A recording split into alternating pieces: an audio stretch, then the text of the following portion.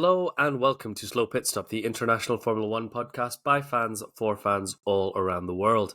My name's Arafat, and as always, I'm joined by my co-host Mohammed. Say hi, Mohammed. Hola, Mohammed. Hola, Mohammed. So we have not had a chance to speak since the Miami Grand Prix, which Sad was in times. your back garden. Yes, it was. I'm excited that we have racing on the Eastern Seaboard because it's finally like how it should be, and everything is catered towards me, and that's what I want. So I get to watch in my own time. It's on live TV. Do you know what it feels like to have like the race on live TV? It's incredible. Just go to Channel 4, you watch it. Yeah, I love it. So I was actually excited to watch this because I thought, it's on at 9 p.m. UK time. The kids will be asleep, and I can watch it in peace and no dramas or anything like that. Then I realized I was on night shift and I was at work. No! Wait, why couldn't you just watch it anyway? Nothing happens on night shift. Everyone sleeps. Hospital's sleeping. There's no sick patients. No, so I managed to watch 4 laps of the race live. Like, obviously I caught up later, but I watched 4 laps of the race. And I The switched first it on 4 my laps? phone. Which laps? No, it was 4 random ones in the middle. And I switch it on, and people are like, can Lando Norris hold on to win ahead of Max Verstappen? And I was like, what is happening? How did we arrive here? Because Lando versus Max for the win is like my Trump versus Biden. Oh my god. I was like, which is the worst outcome here? And I was like, am I supporting Max? Am I not supporting Max? Do I want Who Lando is to Trump? win? Who is Biden? I don't know. No, I think it's pretty clear. Yeah. Yeah, okay, Max is Trump. But, No. Okay, continue. We'll get back to this. I'll give you my theory. No, give me a theory now. Go for it. Trump is definitely Lando Norris. I can't remember names. Trump is Lando.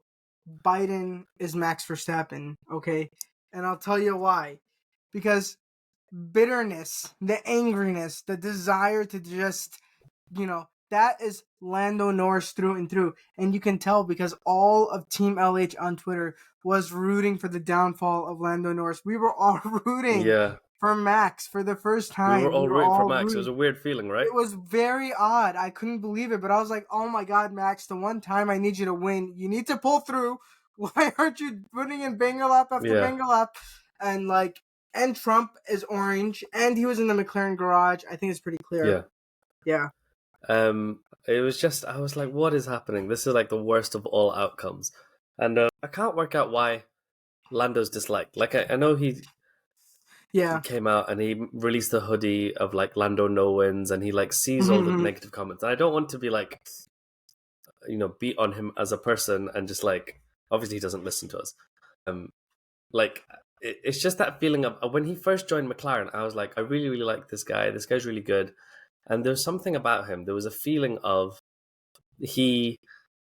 I've said this before on the podcast, is that friend that you have at high school that's like, you're really close with, and then you're not in touch over the summer vacation.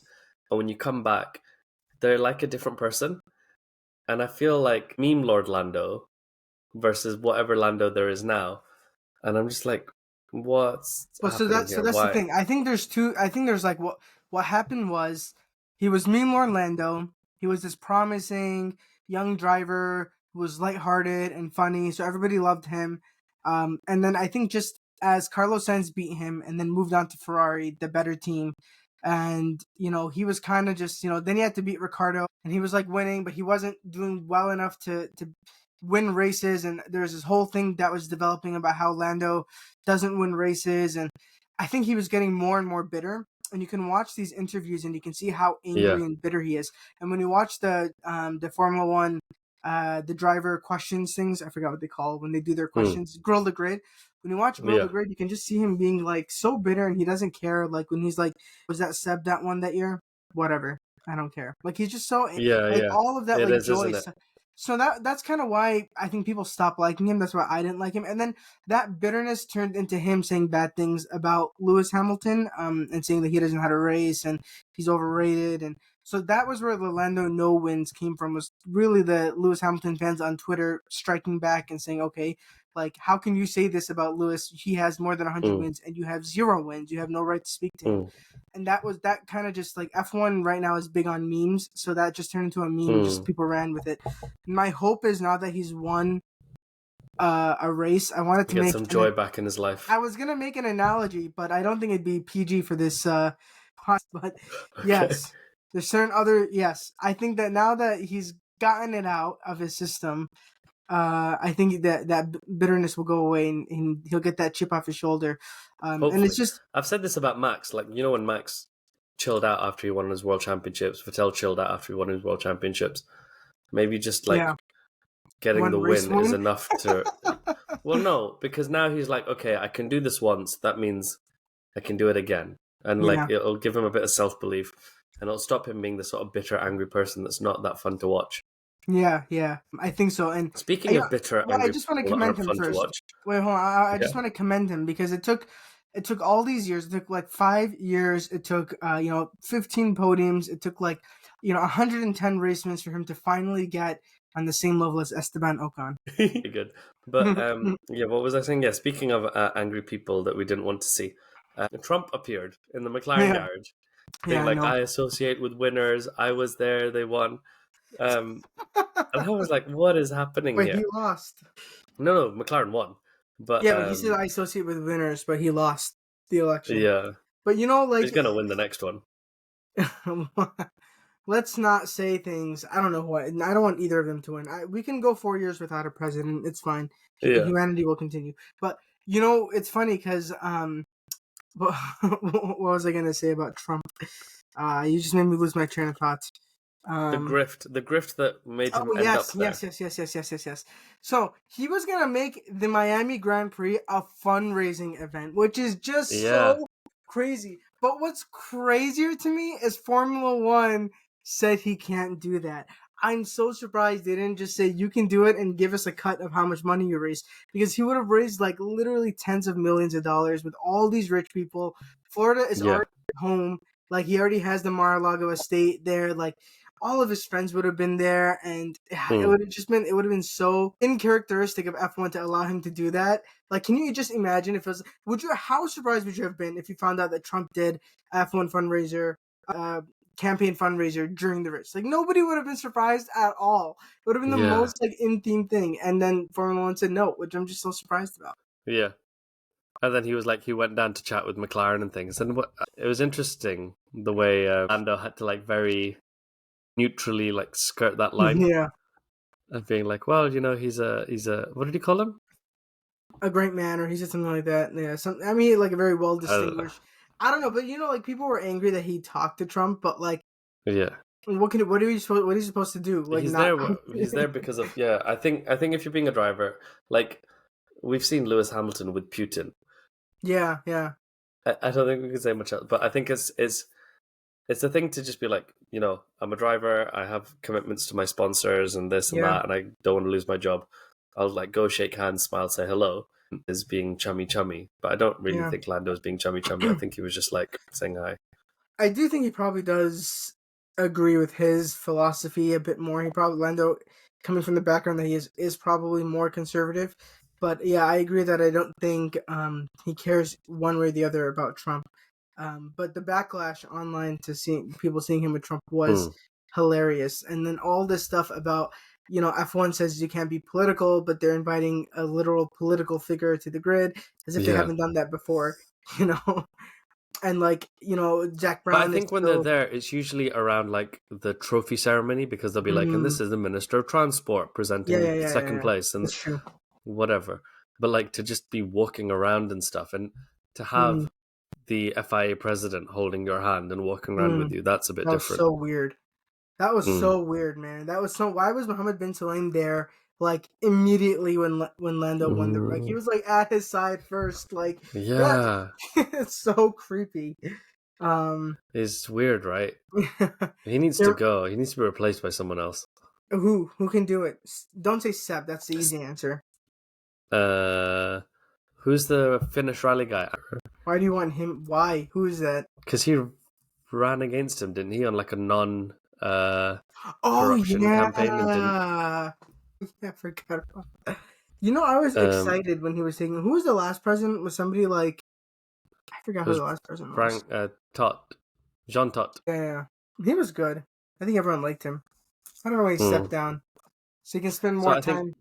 Yeah, people with liked family. him because he like stayed a distance, like he wasn't in front of the camera constantly, and that's what they liked about him. He just did his job in the background. Yeah. Well, maybe Stefano Domenicali will do it. He'll just move Oh, from you know that's really, really, F1 really good. Yeah, that's across the good. way. I like that. People like him. That'd be good. Yeah. All right, we've nominated Stefano to take over. Great, done. Or what's that guy's name? Luigi Ferrari, the one that's the one that got the guy that runs Pirelli. He should do it too. Yeah. So Jean Tot is obviously ex-Ferrari. Stefano Domenicali is obviously ex-Ferrari. And now there's Yeah. even more ex-Ferrari stuff. There was news that Leclerc's engineer is gone. Why is that? Why is he gone?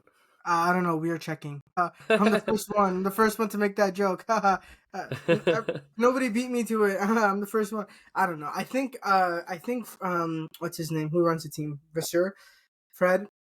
I think he is very committed to the team, you know, going forward and creating this harmonious balance of personalities and what the drivers want, and just like I think he's thrown the Ferrari ethos, like the Ferrari comes above all else, to the side for a little bit, and he's decided that we're gonna make this team work really well. And I think Leclerc and Javi weren't getting along for a long time, and I think this was something Leclerc wanted for a while.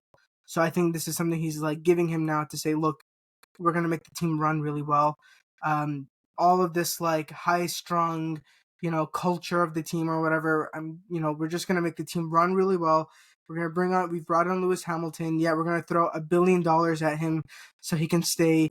You know, we're making these big moves to get Adrian Newey in. We're gonna do all this stuff. We just want the team to run well so we can win. And maybe that's the, you know, maybe Fred is doing what Michael Schumacher did in 2000. Maybe that's what Ferrari always needed, was just someone to just take over and be like, look, we need to make this team manage well, you know? Do you think Adrian Newey is going to Ferrari, or do you think his manager is to be trusted when he says he's probably going to go off and retire in sailboats?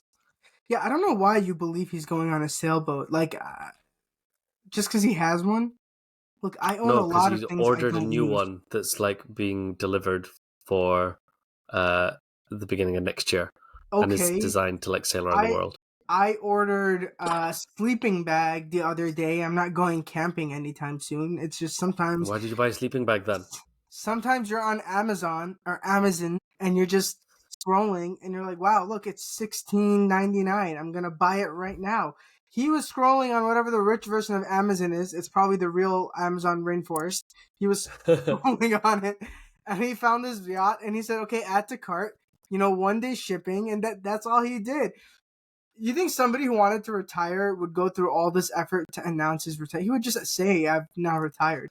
Yeah, my other thing is, because this whole non-compete clause situation, Yeah. why negotiate it out of your Yeah. contract? No. If you really wanted to retire, I would say, yeah, and you know what? I'll keep that non-compete in there, but you got to give me an extra 10 million as part of my retiring bonus or Yeah. whatever. Yeah. Whereas the fact that he's specifically negotiated that out, to me, says he wants to be somewhere else.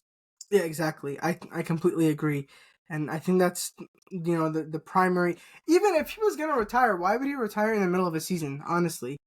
Why not? No, because Just he's still going to go to the end of this year regardless, but he's going to be 65, no? no. So what the rumor is that people are saying is his non-compete would start immediately. So he wouldn't stay with the team at the end till the end of the season. He'd just quit. But if he Yeah. was going to retire, he wouldn't do that. He would just, like you said, stay Yeah. till the end of the season and then tap out and say, guys, I'm over. Yeah. I've won 8 Yeah. championships with Red Bull, 15 with Williams, 17 with Ferrari, 3 with Mercedes. I don't know. I don't know my history. I do all these game shows, but I don't know my history. So Speaking of history and people being places they don't want to be, okay. Chicago. I was What getting happened this week on F1 Twitter? I was getting about to this before, but it's like I was so happy. I was so happy that Formula One was racing in Miami because it's in my time zone, and I didn't have to wake up early, and I didn't have to stay up late, and it was perfect for me. But that being said, please don't ever do something like that again, Formula One. I'm okay to stay up early. If Coda is a really nice experience having been there. It's like a really prop F1 track. You go there and you feel like you're just surrounded by real fans.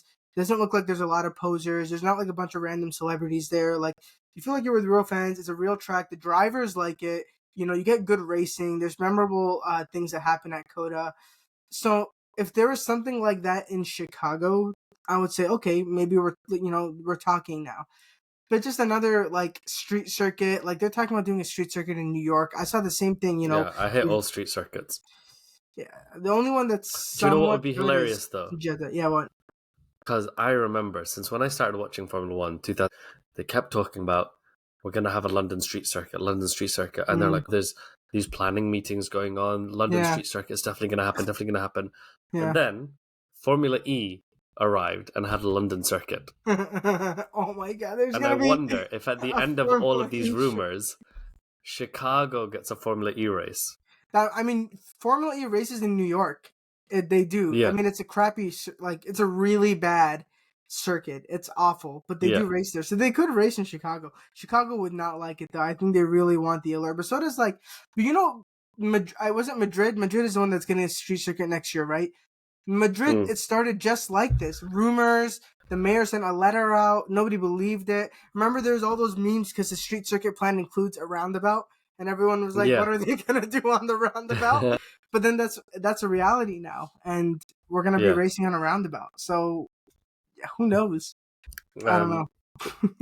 Speaking of very tight bends and Adrian Newey and roundabouts, did you see him making an overtake at the Monaco Historical at the hairpin? No, I didn't even know this happened. Tell me all about Adrian Newey racing with Elon Musk. So every second year they have the Monaco Historical a couple of weeks before the Formula One race. I think it's just about getting people warmed up to track procedures, camera, all that kind of stuff. Okay. It's like and they split it into categories. So they're like, these are cars from 1965 to 1970. These are cars from 1970 to 1975, whatever. And they have a whole bunch of categories, and they do like 10 laps, 18 laps, whatever. And Adrian Newey was racing there this year. But do you know what? I've thrown lots of doubt into my own mind. Adrian Newey. So this is what was in Iron Man 2. They raced at the Monaco Historical. Yeah. And that's why Tony Stark just got in the car and raced for the first time, despite having zero experience. Because you don't need any experience. But it's funny that... You know what? I 100% knew it was him. Red Bull's outgoing F1 design guru, Adrian Newey, raced in the historic Monaco Grand Prix. Yeah, I knew that. But as I was saying it to you, and I could see the little thing in the corner going, record, I was like, hang on. Was it definitely him or someone with just the same name? Am I saying stuff that's complete nonsense? Well, look, we're international celebrities now. We have to stick to the truth. We can't make mistakes. Yeah. But it was so good. You know these old cars that are like a third of the size of current modern Formula One cars. Yeah. And they were overtaking, they had space, and I was like, this is just so much better than what we have now. And it gave me an idea for how we fix Monaco. Initially, I was thinking, initially I was like, why don't we just have Monaco-specific car, where everyone has much tiny, scaled versions of their car? And then I thought, no, that would be, weird. So, my new idea, Monaco, we have it at the beginning of the season. We have a historic race where people race in the old cars, and we get a good Monaco race in tiny little cars from the 60s and 70s. And then all the new cars for that season come out and do a parade, and that's the launch of the new car. There's no when's Ferrari having their launch? When's Aston Martin having their launch? Is Aston Martin going to have this weird creepy thing where Lawrence Stroll stares into the camera? No, everybody just gets a parade lap of Monaco, and then we're done, and we can move on and not have to deal with it. Who starts and who wins? What do you mean? There has to be a winner, because you have to have the pedigree of winning the Monaco Grand Prix.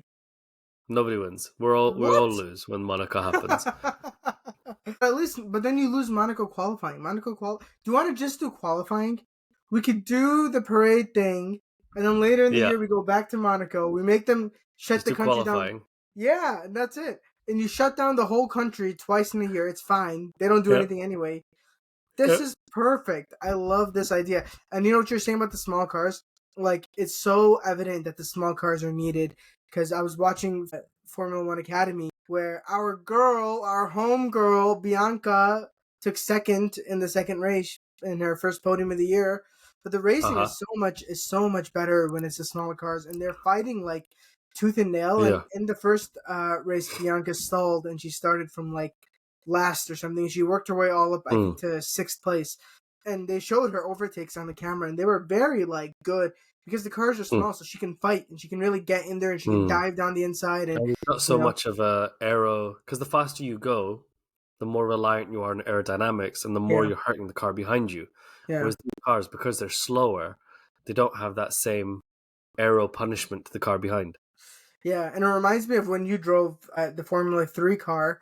And you said, like, you know, the slowest thing about this car is me. The cars go so fast. And, like, Yeah. that just makes you put into perspective how fast an F1 car goes. Like, I can't even imagine it. Because if the Formula 3 car, which you said was already going incredibly fast, is, like, 3 times slower than an F1 car. Yeah. Yeah. But I agree with you. I agree. And it's really good racing. And you really get to see those girls' racecraft. It was, however, a little bit weird for them to say, you know, the driver in the American Express car, you know, dives down the inside because they have different teams. And I was like, Yeah. wow, that's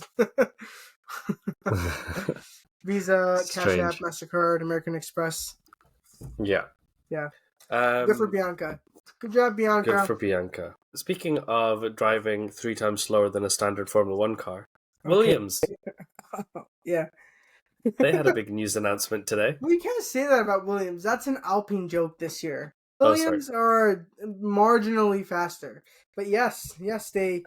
You know, I saw an interesting tweet from someone that disappeared before I could click on it.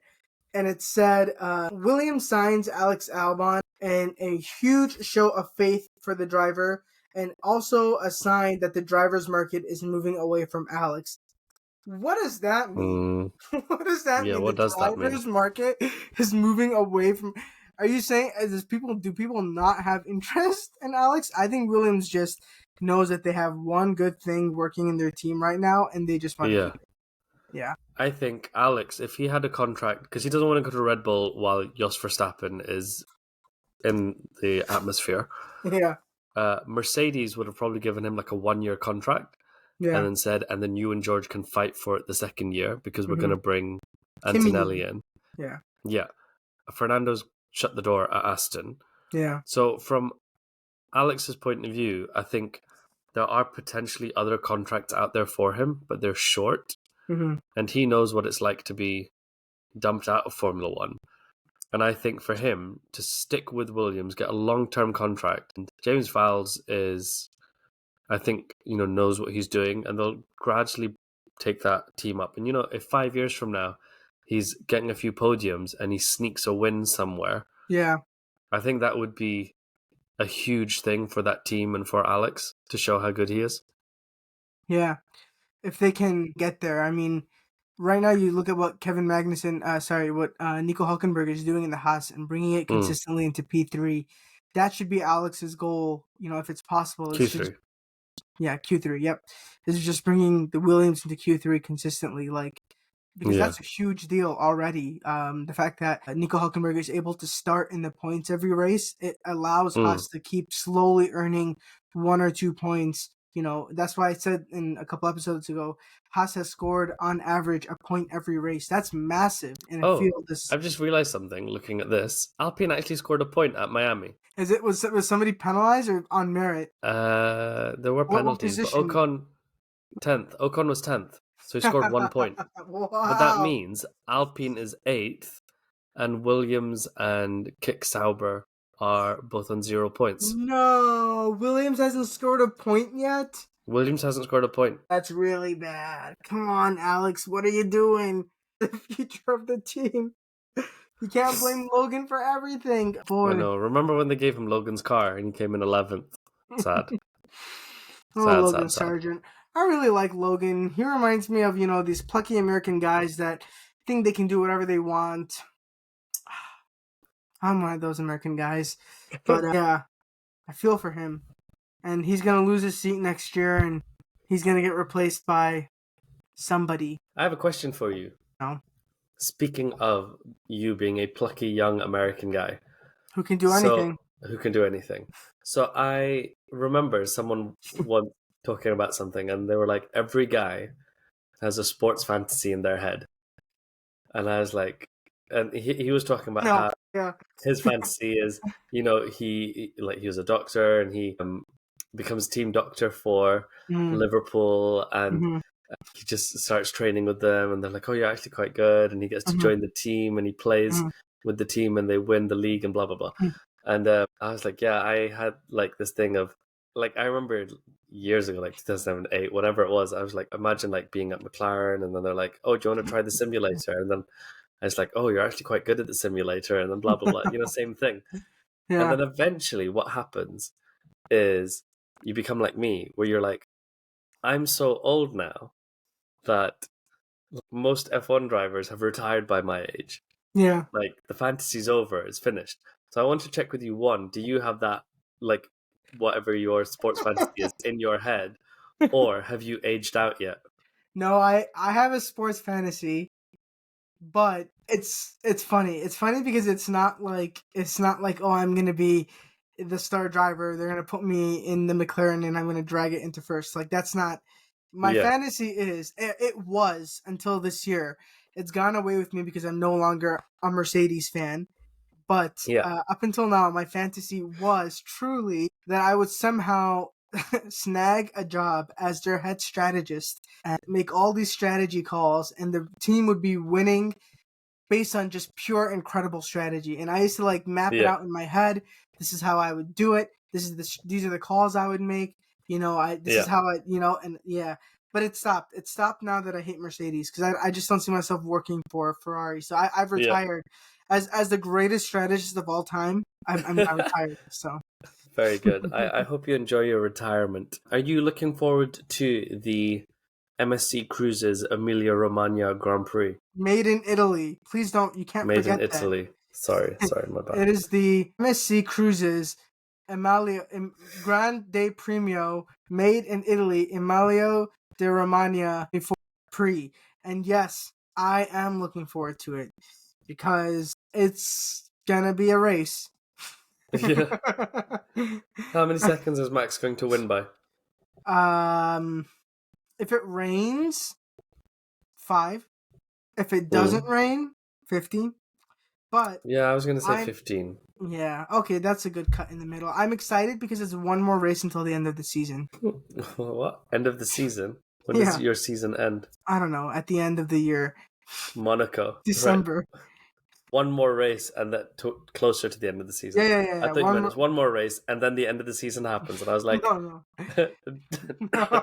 I don't even know if I'm gonna watch. When I first started watching Formula One, I was like, I'm never, ever, ever missing a race if I can save my life. I'm not, and like, I'm already planning on missing Monaco. I've already planned to not watch it and probably not watch the highlights. I try to watch. I'll be working the day of the qualifying, so maybe I'll watch that. Do you know what we should do? Yeah. Don't watch it, right? And then the episode we record after Monaco Grand Prix, I will give you a race report, and you have to try and guess which things I'm telling you are truth and which are lies. That, or you have to tell me something happened and I need to guess who did it. Yeah. Well, it'll depend on the race. But like two truths and one lie. Yes. Like, we'll keep doing that. So we'll keep playing 2 truths, 1 lie, and we'll see if you can piece together the actual. Watch qualifying though, so don't make it based on. Yeah. Don't be like who was on. No, we'll do it based on the race. Yes, because I don't plan on watching it. I just wanted to tell you one slightly out there rumor theory. So MSC Cruises, they sponsor a lot of races. You'll see them in the background. It's not a rumor. You truly are the most handsome man in the world. But MSC. Yeah. Sorry, I have a cough. We've lost Arafat's audio. Yeah, I muted myself so that I wasn't coughing into the mic. So okay, MSC So they Cruises. sponsor a lot of races. You'll see them in the background all the time. Their logo's like plain blue with white writing, MSC. You probably hardly ever notice them. But there's a theory. People want a race in Africa, but South Africa is sort of politically all over the place at the minute. So the idea of stably having a race there is often looks less and less likely.